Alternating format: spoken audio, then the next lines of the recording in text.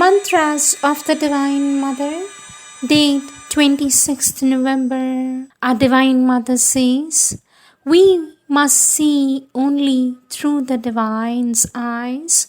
We must see only through the Divine's eyes and act only through the Divine's will. With my blessing, says our Divine Mother.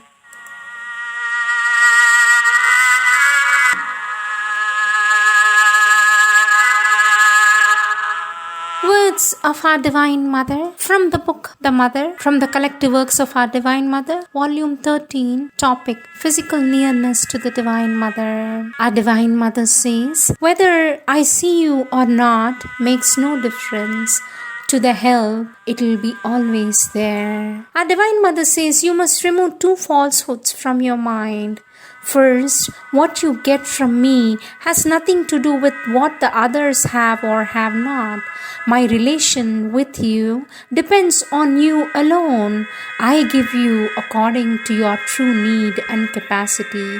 Even here, already you were alone with me. If there were no others, you would receive nothing more. Second, it's a great mistake to think that physical nearness is the one thing indispensable for the progress.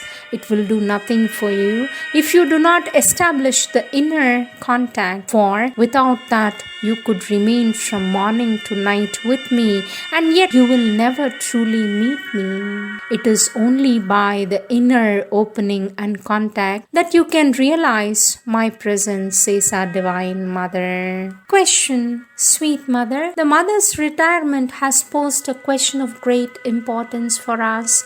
Is it going to widen the physical distance that was already existing between her and most ashramites? And can the affairs of the ashram be managed without her constant guidance? Do not the true interests of the sadhak suffer during her retirement? Will she take the same usual care of us as she did before? For this our Divine Mother says, you ought not to forget that each one meets in life the exact expression of what he is himself. Grace and blessings are always with you.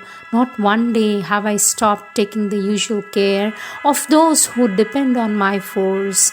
This question was asked because from 20th of November 1962, our Divine Mother remained in her rooms upstairs in the ashram, retiring from her daily routine in which everyone could see her regularly. Thereafter, she continued to meet persons but by appointment. Our Divine Mother says, do the work. My inspiration and guidance will always be with you, and when it is necessary, I shall see you physically. But I am working to lessen more and more this necessity, because to be able to receive the inner guidance is indispensable for the perfection of the work. Our Divine Mother says, now that you are here, the only thing to do is to forget the past and to concentrate on your work here. It is true that for the moment I cannot see you regularly, but you must learn to get the inner contact.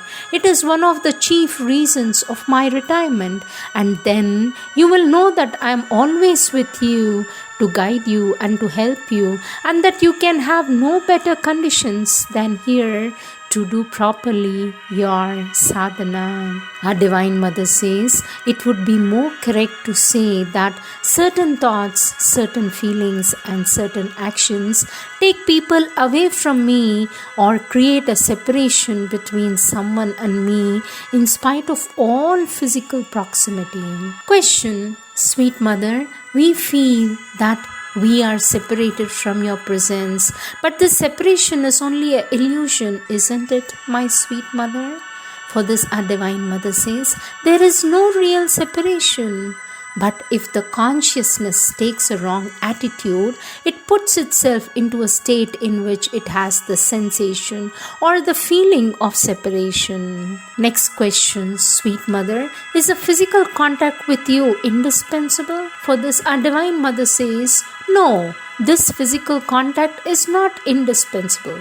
Certainly for those who have the true attitude, the physical contact helps the body to to follow the moment of transformation, but the body is rarely in a state to profit by it. Generally, on birthdays, it is more receptive. Our Divine Mother says, I am no more living an active life. If you're open, help is bound to come. Next subtopic, role as guide. Our Divine Mother says, if you're quite sincere, you will agree with me that you're complaining of my being not too divine, but not divine enough. For if in my physical body I had assumed, for instance, the appearance cherished by the ancient Indian tradition, how convenient it would be. Imagine if having several heads and a great number of arms, possessing the power of ubiquity, when X comes to manicure my hands and so unceremoniously knocks at the door to inform me that she is there, I cannot tell her not to knock because she is very busy. I could send her a pair of hands for her work and still be in my small room to answer why, who's sitting with me there. How nice it would be. Our Divine Mother says, so you see, I fear I have accepted to become too human, too much bound by the human laws of time and space, and thus not capable of doing half a dozen of things at the same time. Our Divine Mother says, Lord, I lament my limitations, but it is through them, by virtue of them, that men can approach Thee. Without them, Thou wouldst be as remote, as inaccessible to men, as if Thou hadst not put on a body of flesh.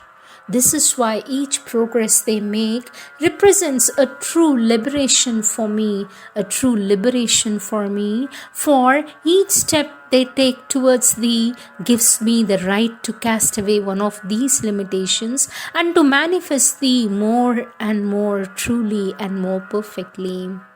And yet these limitations could have been dispensed with, but then it would have been necessary to keep near us only those who have experienced the divine, who have identified themselves with Thee, Lord, even if only once, either within themselves or in the universe. For this identification is the indispensable basis of our yoga. It is the starting point, says our Divine Mother. Our Divine Mother says, it is their own mental and vital formations of me that they love, not myself. More and more I am confronted with this fact. Each one has made his own image of me for himself in conformity with his needs and desires, and it is with this image that he is in relation. Through that he receives the little amount of universal forces and the still smaller amount of supramental forces that manage to filter through all these formations.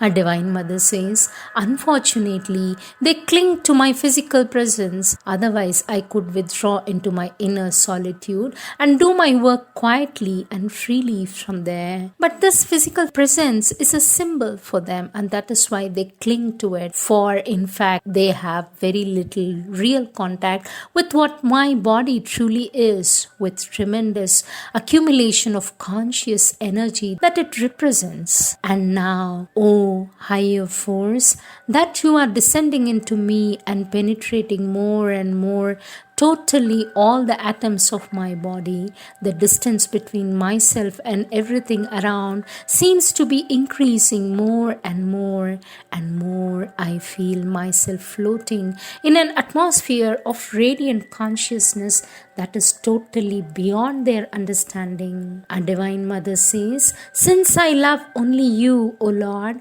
it is you alone whom I love in all and in each one. But by dint of loving you in them, I shall end up by making them a little conscious of you. For them, the real thing is to know how to let themselves to be loved without any preference, obstruction. But not only do they not want to be loved except in their own way, they do not even want to open themselves to love unless it comes to them through the intermediary of their choice. And what could be done in few hours, a few months, a few years, takes centuries to be accomplished. Our Divine Mother says, after establishing a conscious contact with each person present, I merge with the Supreme Lord, and then my body is nothing but a channel through which He pours out upon all His light, His consciousness, His joy to each one according to his capacity. I take the greatest care to open the door within all of you, so that if you have just a small moment of concentration within you, you do not have to wait for long periods in front of a closed door that will not open, that will not move, to which you have no key and which you do not know how to open. Our Divine Mother says the door is open, only you must look in that direction. You must not turn your back on it. I am not eager to be the guru of anyone. It is more spontaneously natural for me to feel the mother of all and to carry them forward silently through the power of love. How do you conceive of my relation with you, says a child. A Divine Mother says, are you not the son of the Universal Mother? Until now, our Divine Mother says, until now my spontaneous attitude was that of the Supreme Mother who carries the universe in her loving arms, and I was dealing with each one as with a child from whom she tolerates everything equally, and all that the people here were doing to please me, I was taking as a token of their love, and I was very grateful for it. Today I have learned that many, if not most, are looking at me as their guru, and that they are eager to please me, because to please the guru is the best way to acquire merit on the path. And then I have understood that the duty of the guru is to encourage from each one only that which can lead him quickly to the Lord and serve his divine purpose, and I am very grateful for the lesson. Everyone has to follow his own path, which necessarily is the best and the swiftest for reaching the goal. As I happen to know the way, it is my duty to show it to them. When I saw that I have initiated someone, I mean that I have revealed myself to this person without words, and that he is capable of seeing and feeling and knowing what I am, says our Divine Mother. These are the words of our Divine Mother.